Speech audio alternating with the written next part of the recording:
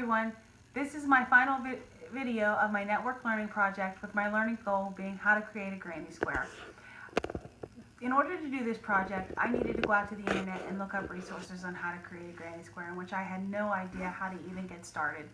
After reviewing many videos, YouTube videos, websites, blogs, Pinterest, etc., I found a video on YouTube that was how to create a granny square for beginners. It was a tutorial created by a young lady who herself went out to the internet to find a video on how to create a granny square to learn how to make the blanket that she wanted to make. So what was needed, the connection to all this, is she had to use the internet and did networking to do something that she wanted, and now she's teaching me how to do something I wanted to do. And it's actually both the same thing, creating a granny square. If you can remember back to my first few posts about making the square, it was a very small square when I got started. It only had like the 4 little sides in it, and it has now grown to be this large. I could stop here if I wanted, or if I keep going, I can actually make a blanket out of it. And that hopefully will be my goal when I can get a little more time to put into it, to make it into a nice small blanket that I could give to my kids, and maybe it could get handed down throughout the generations, like my grandmother made mine for my children, and they can take and pass mine on to their kids. So that will be my goal out of this learning project, is to be able to at least make one item that my children might be able to appreciate from me. So I was thankful that I had the opportunity to actually go out and have to be forced to learn how to make a granny square. Otherwise, I might not have ever really gotten that far to try to attempt to do so.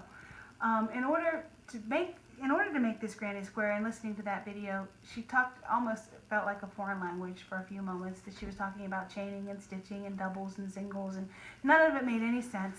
So I had to go back out to the internet and I looked for terminology on how to crochet a granny square, and I found a really neat website that also provided me with a PDF that I could print out to look at as she was talking, to give me something to look at and to use for future reference if I want to ever do this again.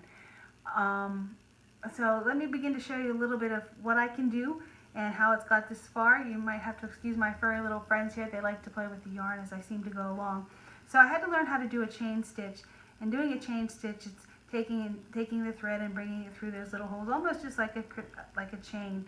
And you have to chain up so many, and then to do a double stitch, you're taking it into itself, it almost seems like, and you're chaining up two from there. And you just keep the same cycle going, chaining and single stitching and double stitching, until you actually get the product that you're looking for.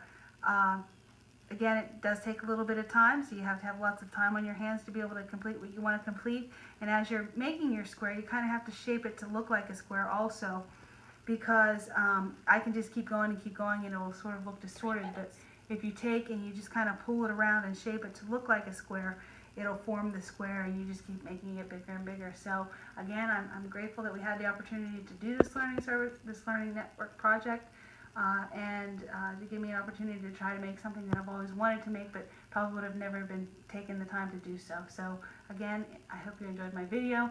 Have a great day.